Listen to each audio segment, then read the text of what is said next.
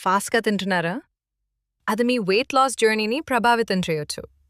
మొదటి విషయం, చాలా ఫాస్ట్‌గా తింటే పొట్ట నిండిన ఫీలింగ్ లేట్‌గా రావచ్చు. దానివల్ల అవసరం కన్నా ఎక్కువ తినే ఛాన్స్ ఉంటుంది. రెండో విషయం, కొన్నిసార్లు మనకి తెలియకుండానే ఓవర్ ఈటింగ్ జరిగిపోవచ్చు. ఎందుకంటే బాడీ ఇచ్చే సిగ్నల్స్‌ని గమనించడానికి టైం దొరకదు. మూడో విషయం, కొంచెం స్లోగా తింటే ఫుడ్‌ని బెటర్‌గా ఎంజాయ్ చేయగలుగుతారు. టేస్ట్‌ని కూడా బాగా గమనించగలుగుతారు.